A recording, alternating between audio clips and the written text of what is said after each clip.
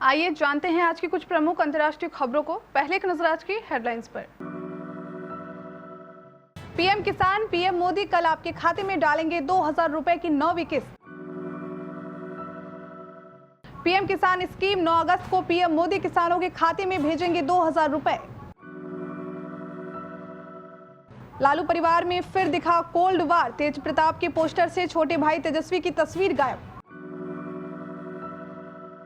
अमेरिकी वायुसेना ने तालिबान के ठिकानों पर बरसाए बम, सेबर धन में 200 से ज्यादा आतंकी ढेर। दिल्ली में हाई अलर्ट, आईजीआई एयरपोर्ट को बम से उड़ाने की धमकी, अलकायदा ने पुलिस को भेजा ईमेल। मध्य प्रदेश बाढ़ प्रभावित सयोपुर के डीएम का तबादला, एक दिन पहले तोमर की सुरक्षा में हुई थी चूक।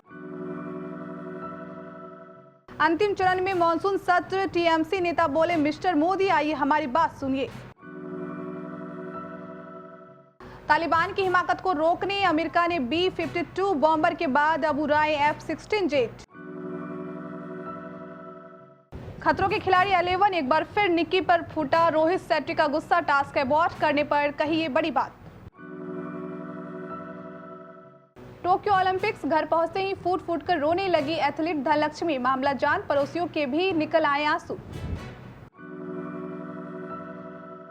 प्रधानमंत्री नरेंद्र मोदी 9 अगस्त को पीएम किसान स्कीम के लाभार्थियों के बैंक अकाउंट्स में 2-2 हजार रुपए की 9वीं किस्त ट्रांसफर करेंगे। पीएम मोदी सोमवार को दोपहर 12:30 पर खुद यह रकम किसानों के अकाउंट में डालेंगे। पीएम के इवेंट कैलेंडर में यह जानकारी दी गई है कि पीएम मोदी 9 अगस्त को दोपहर 12:30 पर किसान निधि की अगली किस्त जारी करेंगे। इस कार्यक्रम में प्रधानमंत्री लाभार्थी किसानों से बातचीत भी करेंगे। इस कार्यक्रम में अगर आप हिस्सा लेना चाहते हैं तो आप भी रजिस्ट्रेशन करा सकते हैं। प्रधानमंत्री नरेंद्र मोदी प्रधानमंत्री किसान सम्मान निधि योजना के तहत किसानों को अगली किस्त सोमवार यानी 9 अगस्त को दोपहर 12:30 पर वीडियो कॉन्फ्रेंसिंग के जरिए जारी करेंगे। प्रधानमंत्री कार्यालय द्वारा जारी एक विज्ञप्ति में इसकी सूचना दी गई है। विज्ञप्ति में कहा गया है कि इससे 9.75 करोड़ से अधिक किसान परिवारों को 19,500 करोड़ रुपए से अधिक की राशि सीधे अकाउंट में हस्तांतरित की जाएगी। इस दौरान पीएम मोदी किसानों के साथ बातचीत करेंगे और राष्ट्र को भी संबोधित करेंगे। लालू प्रसाद यादव के परिवार में एक बार फिर से शीत युद्ध देखने को मिल रहा है। इस बात की पुष्टि तब हुई जब राष्ट्रीय जनता दल की तरफ से पटना की सड़कों पर पोस्टर लगाए गए। हैरानी की बात यह है कि इस पोस्टर में तेज प्रताप के साथ तेजस्वी कहीं नजर नहीं आ रहे हैं। इस पोस्टर में लालू और राबड़ी की तस्वीर तो नजर आ रही है, लेकिन तेजस्वी गायब है। ये पोस्टर्स सड़कों पर ही नहीं बल्कि पटना में पार्टी दफ्तर पर भी लगाए गए हैं। बता दें कि आज तेज प्रताप ने राजद की छात्र इकाई की बैठक बुलाई है। इसमें संगठन से जुड़े सभी पदाधिकारियों को मौजूद रहने का आदेश जारी किया गया है। अमेरिकी वायुसेना ने जावजान प्रांत के सेबर धन शहर में तालिबान के ठिकानों पर हवाई हमले किए हैं। अफगान रक्षा मंत्रालय के अधिकारी के अनुसार इस दौरान तालिबान को भारी नुकसान झेलना पड़ा है। सेबर धन शहर में वायुसेना ने तालिबान की सभाओं और ठिकानों को B-52 बम वर्षक ने निशाना बनाया, जिसमें आतंकवादी संगठन के लगभग 200 सदस्य मारे गए। अफगान रक्षा मंत्रालय के एक अधिकारी फवाद अमन ने ट्वीट किया, आज शाम वायुसेना ने तालिबान की सभा और ठिकाने को निशाना बनाया। अमेरिकी वायुसेना के हवाई हमले के परिणाम स्वरूप आतंकवादियों को भारी नुकसान हुआ है।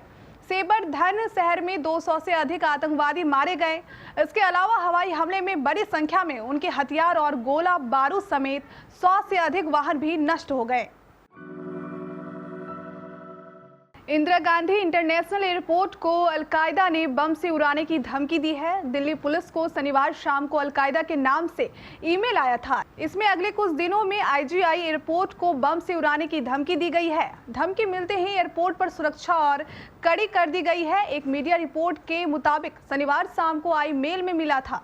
इसमें कहा गया है कि करणबीर सूरी उर्फ मोहम्मद जलाल और उसकी पत्नी शैली सारा उर्फ हसीना रविवार को सिंगापुर से भारत आ रहे हैं। वो एयरपोर्ट पर अगले 1 से 3 दिन में बम रखने की साजिश रच रहे हैं। धमकी मिलने के बाद सुरक्षा एजेंसियां अलर्ट हो गई और सुरक्षा कड़ी कर दी गई है। मध्य प्रदेश के बाढ़ प्रभावित जिले श्योपुर के डीएम राकेश श्रीवास्तव को हटा दिया गया है। उनकी वजह ग्वालियर नगर निगम के आयुक्त शिवम वर्मा को नियुक्त किया गया है। बताया जा रहा है कि शनिवार केंद्रीय कृषि मंत्री और स्थानीय भाजपा सांसद नरेंद्र सिंह तोमर को इस क्षेत्र में स्थानीय लोगों के भारी विरोध का सामना करना पड़ा था और एक दिन बाद यह कार्रवाई की गई है। कई लोग दोनों मामले को एक साथ जोड़कर देख रहे हैं। हालांकि आधिकारिक रूप से कारण सामने नहीं आया है। संसद का मॉनसून सत्र समाप्त होने में केवल एक सप्ताह शेष है। तृणमूल कांग्रेस के डेरेक ओ ब्रायन ने आज प्रधानमंत्री नरेंद्र मोदी के सदन की कार्रवाई में भाग लेने की मांग की है। आपको बता दें कि पेगासस स्पाईवेयर विवाद को लेकर लोकसभा और राज्यसभा में गतिरोध की स्थिति बनी हुई है। ओ ब्रायन ने संसद में विभिन्न विपक्षी दलों को धक्का देने का 3 मिनट का वीडियो ट्वीट किया, जिसका शीर्षक था मिस्टर मोदी आइए हमारी बात सुनिए। अफगानिस्तान से अपने सैनिकों की वापसी के बाद तालिबान की हिमाकत को रोकने के लिए अमेरिका ने B-52 बॉम्बर के बाद अब F-16 फाइटर से हवाई हमला शुरू कर दिया है। ये हमला इस्लामवादी सूत्री पश्तून बल के सैन्य उद्देश्य को रोकने के लिए पूर्वी और दक्षिण अफगानिस्तान में की गई है। अमेरिकी वायुसेना की मध्य कमान दक्षिण और पूर्वी अफगानिस्तान के पश्तून गढ़ों में तालिबान के ठिकानों पर हमला करने के लिए भारी भरकम B-52 बम वर्षकों और AC-10 स्पेक्टर गनशीप का भी इस्तेमाल कर रही है। एक तरफ जहां दर्शकों को टीवी पर सिंगिंग और डांसिंग रियलिटी शोज को देखकर आनंद आता है, तो वहीं खतरनाक स्टंट वाले शो खतरों के खिलाड़ी को भी काफी पसंद किया जाता है। इन दिनों टीवी पर खतरों के खिलाड़ी का सीजन 11 प्रसारित हो रहा है।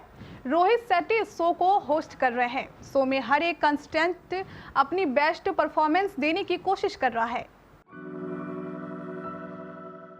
तमिलनाडु की एथलीट शुभा वेंकटेशन और धनलक्ष्मी शेखर टोक्यो ओलंपिक में हिस्सा लेने के बाद शनिवार को अपने शहर त्रिची लौटी, जहां उनके शहर में दोनों एथलीटों का भव्य स्वागत किया गया।